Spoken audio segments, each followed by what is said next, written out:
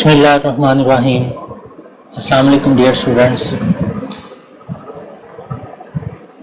आज के लेक्चर का बाकायदा आगाज़ करते हैं।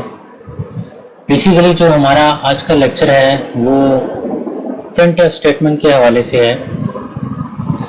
चूँकि हमने लास्ट लेक्चर में एक्सप्रेशन को डिस्कस किया था, सो उस एक्सप्रेशन को एवेलुएट करने के बाद उसकी वैल्यू को डिस्प्ले करने के लिए हमें प्रिंट ऑफ स्टेटमेंट की ज़रूरत पड़ेगी। लिहाजा जो आज का लेक्चर है वो मैं प्रिंट ऑफ के हवाले से आपको प्रैक्टिकली परफॉर्म करके दिखाऊंगा कि प्रिंट ऑफ स्टेटमेंट को किस तरह से आपने इस्तेमाल करना है। ये हमारा लास्ट प्रोग्राम है जो हमने पहले बनाया था। अगर आप इसको देखें तो आपको याद आ जाएगा कि ये ऑब्टेन के नाम से एक वेरिएबल हमने डिक्लेयर किया था। ये कुछ इनिशियलाइजेशन परफॉर्म की हुई थी ऑलरेडी, और ये जो English marks, math marks, Urdu marks, ये तीन वेरिएबल्स लिए थे, इनमें वैल्यूज़ को स्टोर किया था। और फिर उसके बाद ऑब्टेन के नाम का ये जो वेरिएबल लिया था, इसमें हमने अरिथमेटिक एक्सप्रेशन के थ्रू इन तीनों वेरिएबल्स की वैल्यूज़ को सम करके इसके अंदर स्टोर किया था। अब मसला ये है कि स्टोर तो आपने कर लिया उसको, लेकिन उसको डिस्प्ले कैसे करवाना है। सो ये डिस्प्ले करवाने के लिए हम आज प्रिंट ऑफ से रिलेटेड जो थोड़ी सी वर्किंग करेंगे। थोड़ा सा आपको मैंने जब फर्स्ट लेक्चर दिया था तो उसमें मैंने प्रिंट ऑफ का बताया था कि प्रिंट ऑफ एक ऐसा फंक्शन है जो कि हमारी आउटपुट को डिस्प्ले करने के लिए इस्तेमाल किया जाता है। तो अगर आप इस पहली लाइन को गौर से देखें तो इसका सिंटैक्स क्या है कि आपने पैरेंथेसिस में इन्वर्टेड कॉमास लगाने हैं, डबल कोट्स लगाने हैं, और इन डबल कोट्स के अंदर आपने अपना वो मैसेज लिखना है जिसे आप प्रिंट करवाना चाहते हैं। जैसे यहाँ पर इन्वर्टेड कॉमास में मैंने क्या लिखा हुआ है, स्टूडेंट इंफॉर्मेशन। तो स्टूडेंट इंफॉर्मेशन फर्स्ट लाइन पे मुझे नजर आएगी। उसके बाद सेमीकोलन लगा के इस स्टेटमेंट को एंड कर दिया, और अगली जो प्रिंट ऑफ की स्टेटमेंट है उसको अगर आप देखें तो वो किससे शुरू हो रही है, वो भी इन्वर्टेड कॉमास में। जो सबसे पहले मैंने जो यहाँ पर कोड लगाया है वो बेसिकली \n लगाया है। तो ये जो \n है इसको एस्केप सीक्वेंस का नाम दिया जाता है। या जब हम नेक्स्ट चैप्टर शुरू करेंगे, चैप्टर नंबर 10, तो उसमें हम प्रिंट ऑफ को डिटेल से पढ़ेंगे, तो फिर आपको एस्केप सीक्वेंस का पता चल जाएगा। बेसिकली ये जो एस्केप सीक्वेंस है इसमें ये जो \n जो मैंने यहाँ पर लिखा है, इसका मतलब ये है कि जो कुछ लिखा जाएगा वो न्यू लाइन पे लिखा जाएगा। पिछली लाइन पर ये जो स्टूडेंट इंफॉर्मेशन है इसके आगे कुछ नहीं लिखा जाएगा। जो कुछ भी \n के आगे लिखा जाएगा वो न्यू लाइन पे लिखा जाएगा। तो यहाँ पर मैंने 1 टाइम \n नहीं लगाया बल्कि 2 टाइम \n लगाया है। सो 1 टाइम \n ये शो करता है कि एक न्यू लाइन पे कर्सर चला जाए। उसके बाद अगेन जो \n है वो ये डायरेक्शन देता है कि अगेन एक और न्यू लाइन पे चला जाए, यानी ये सेंटर में एक न्यू लाइन छोड़ दी जाएगी और अगली लाइन पे \n जो कर्सर को ले जाएगा और वहां पर जाके क्या प्रिंट करेगा, रोल नंबर। अब रोल नंबर तो प्रिंट आउट हो गया, हमने तो यहाँ पर रोल नंबर की वैल्यू को प्रिंट आउट करना है। अगर आपको याद हो तो ये रोल के नाम से हमने एक वेरिएबल डिक्लेयर किया है और इसकी वैल्यू 101 है। तो मैं ये 101 को यहाँ पर प्रिंट आउट करना चाहता हूँ, यानी मैं वेरिएबल की वैल्यू को प्रिंट आउट करना चाहता हूँ। तो रूल ये है प्रिंट ऑफ का कि जब आपने किसी भी वेरिएबल की वैल्यू को प्रिंट आउट करना है तो आपको जो वेरिएबल लिखना है वो इन्वर्टेड कॉमास के बाहर लिखना है। जैसे कि यहाँ पर देखें, इन्वर्टेड कॉमास यहाँ पर बंद कर दिए गए हैं।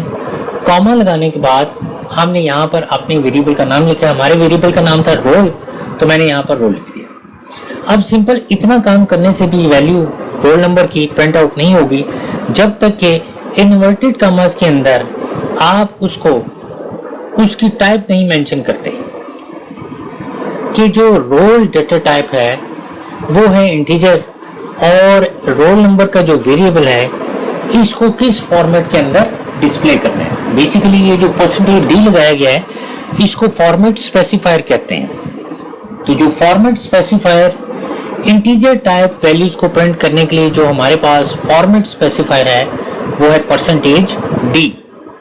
D stand for decimal. So वो कहता है कि जो हमारे पास इंटीजर वेरिएबल्स होंगे उनकी वैल्यू को डिस्प्ले करने के लिए हम इन्वर्टेड कॉमास के अंदर उस जगह पर फॉर्मेट स्पेसिफायर मेंशन करेंगे जहां पर हम उस वेरिएबल की वैल्यू को प्रिंट आउट करवाना चाहते हैं। मैं रोल नंबर के बाद कॉलन के बाद मैंने परसेंटेज डी लगाया, तो जहां परसेंटेज डी होगा वहां पर इस रोल वेरिएबल की जो वैल्यू है 101 उसको इसकी जगह पर प्रिंट आउट कर दिया जाएगा।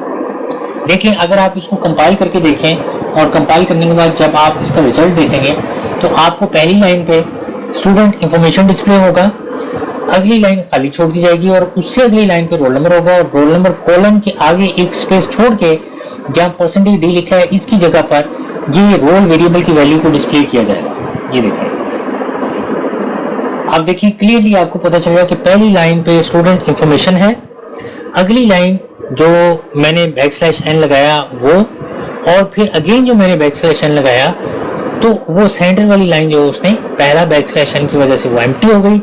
अगेन \n कर्सर जो थर्ड लाइन पे ले गया वहां उसने रोल नंबर को प्रिंट आउट करवाया और फिर एक सिंगल स्पेस देने के बाद 101 जो उसने वैल्यू वहां पर प्रिंट आउट कर दी, यानी जो कि वेरिएबल की वैल्यू थी। उसके बाद हमने अगेन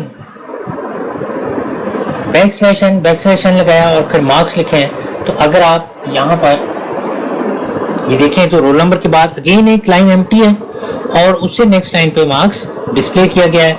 मार्क्स के बाद फिर यहाँ पर हमने इन्वर्टेड कॉमास के अंदर उसको कहा कि ये लाइन प्रिंट आउट कर दो, तो वो लाइन जो वो प्रिंट आउट हो जाएगी। देखिए प्रिंट एफ स्टेटमेंट क्या करती है, इन्वर्टेड कॉमास में जो कुछ आप लिखते हैं वो एज इट इज वहाँ पर डिस्प्ले कर देती। फर्क सिर्फ वहाँ पर पड़ता है जब आपने वेरिएबल की वैल्यू को प्रिंट आउट करवाना हो। तो जब हमने यहाँ पर इंग्लिश के मार्क्स को प्रिंट आउट करवाना है तो वहाँ पर थोड़ा सा जो वो हमारी स्टेटमेंट के अंदर जो वो फर्क आता है। बाकी जो वो सिर्फ डबल कोट्स के अंदर आपने वो सेंटेंस लिखना है जिसको आप प्रिंट आउट करना चाहते हैं।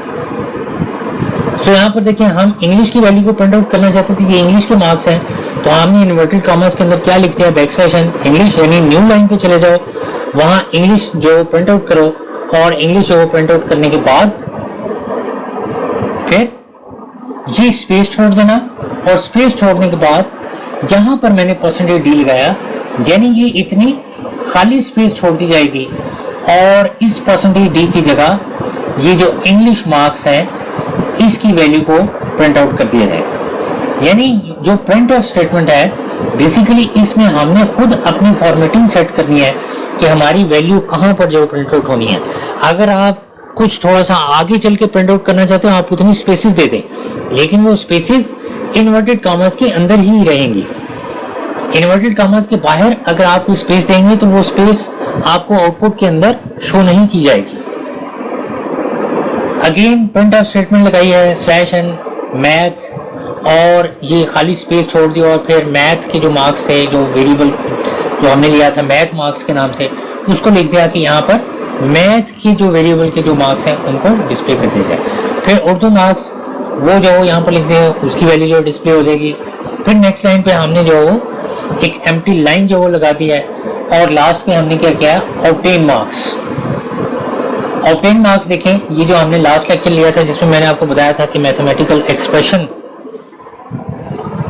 किस तरह से जो वो लिखा जाता है, तो मैंने कहा था कि राइट साइड पे आपने फॉर्मूला लिखना है और लेफ्ट साइड पे आपने वो वेरिएबल का नाम लिखना है जिसके अंदर आप इस एक्सप्रेशन की वैल्यू स्टोर करना चाहते हैं। सो ये इन तीनों के मार्क्स यहाँ पर लिखे जाएंगे, उसको इवेलुएट किया जाएगा और इवेलुएट करके जो रिजल्ट होगा वो ऑब्टेन के अंदर जो स्टोर कर दिया जाएगा। फिर उसके बाद वो कहता है प्रिंट ऑफ स्टेटमेंट लिखी गई ऑब्टेन मार्क्स की इन्वर्टेड कॉमास में देखे लिखा है, जो इन्वर्टेड कॉमास में लिखा है वो तो as it is print out होना है और इन्वर्टेड कॉमास के बाद जो चीज प्रिंट आउट होनी है वो परसेंटेज डी की जगह ऑब्टेन की वैल्यू प्रिंट आउट हो जाएगी और उसके बाद हमने ये लाइन एंड कर दी है।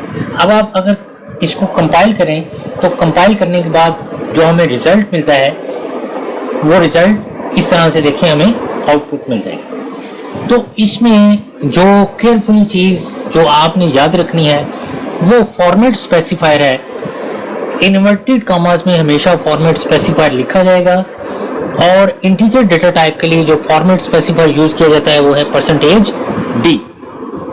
तो जहां जहां पर आप इंटीजर वेरिएबल की वैल्यू को प्रिंट आउट करवाना चाहेंगे इन्वर्टेड कॉमास के अंदर आपने वहां फॉर्मेट जहां फॉर्मेट स्पेसिफायर लिखा होगा उसकी जगह पर उस वेरिएबल की वैल्यू प्रिंट आउट कर दी जाएगी। अगर आप कहीं पे फॉर्मेट स्पेसिफायर लगाना भूल जाते हैं तो याद रखिए उसकी वैल्यू प्रिंट आउट नहीं की जाएगी। देखिए मैं यहाँ पर %d लगाना d को अरेज कर देता हूँ और मैं इसको कंपाइल करने के बाद यहाँ पर मैं देखता हूँ Alt F5 प्रेस करता हूँ तो देखिए ऑब्टेन की वैल्यू यहाँ पर नहीं प्रिंट आउट हुई। वजह यही है कि मैंने यहाँ पर फॉर्मेट स्पेसिफायर नहीं लिखा था, इसीलिए ऑब्टेन की वैल्यू जो है यहाँ पर प्रिंट आउट नहीं की गई। यहाँ पर कहीं पे अगर मैं मिस कर दूंगा तो उतनी वैल्यू जो उस वेरिएबल की वैल्यू को यहाँ पर स्किप कर दिया जाएगा, उसको यहाँ पर प्रिंट आउट नहीं किया जाएगा। देखिए यहाँ पर इंग्लिश की भी मैंने रेज कर दी, मैथ की भी, तो दोनों की जो मार्क्स थे वो यहाँ पर रेज हो गए क्योंकि हमने उसको बताया ही नहीं कि ये जो वेरिएबल है इसकी वैल्यू को तुमने किस फॉर्मेट के अंदर डिस्प्ले करना है। सो फॉर्मेट स्पेसिफायर हमेशा आपने मेंशन करना है इन्वर्टेड कॉमास के अंदर, फिर वेरिएबल की वैल्यू जो प्रिंट आउट होगी, अदरवाइज वो वेरिएबल की वैल्यू प्रिंट आउट नहीं होगी।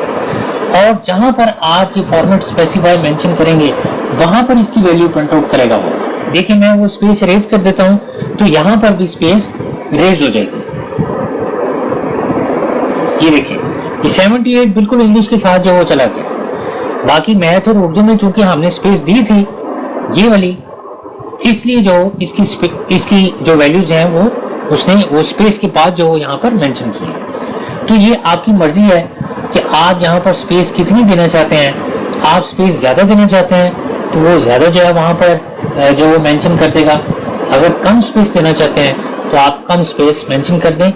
लेकिन आपने कोशिश ये करनी है कि आप जब प्रोग्राम बनाएं तो एक अच्छे फॉर्मेट के अंदर जो वो होना चाहिए। तो ऐसा नहीं होना चाहिए कि जो हमारे प्रोग्राम की आउटपुट है वो हमसे रीड ही ना हो सके। अब आपने एक प्रोग्राम बना के मुझे सेंड करना है और वो प्रोग्राम ये होगा कि आप 2 वेरिएबल्स डिक्लेयर करेंगे और वो वेरिएबल आप वैल्यू 1 के नाम से और वैल्यू 2 के नाम से भी कर सकते हैं, या आप नंबर 1 और नंबर 2 के नाम से 2 वेरिएबल्स डिक्लेयर करेंगे और वो डिक्लेयर करने के बाद आपने उनके अंदर वैल्यूज सेट करनी है। जैसा कि यहाँ पर मैंने वैल्यूज सेट की हैं, पहले वेरिएबल का नाम और फिर उसको कोई वैल्यू सेट कर दें, दूसरे वेरिएबल का नाम और उसको कोई वैल्यू सेट कर दें, और फिर एक थर्ड वेरिएबल आपने लेना है सम के नाम से।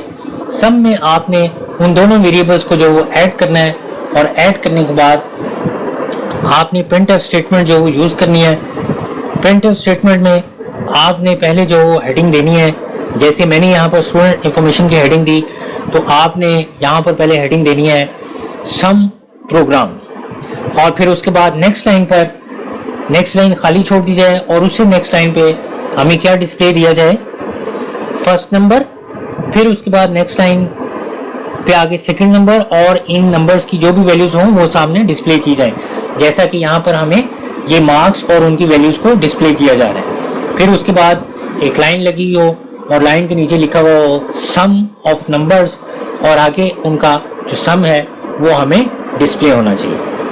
सो ये प्रोग्राम आपकी असाइनमेंट है, ये प्रोग्राम आपने मुझे बनाकर भेजना है और फिर आपका आगे नेक्स्ट लेक्चर स्टार्ट होगा।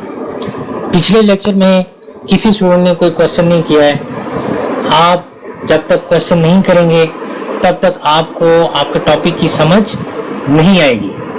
सो आप केयरफुली जो वो उस लेक्चर को जो सुना करें और उसको इम्प्लीमेंट करके देखा करें, ताकि आपको सी लैंग्वेज का अच्छा सा प्रैक्टिकल जो परफॉर्म करना आ जाए।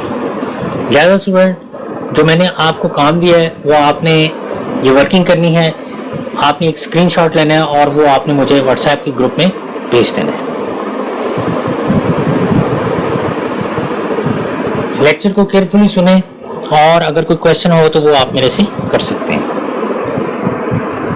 अपना ख्याल रखिएगा स्टूडेंट्स। अल्लाह हाफिज़।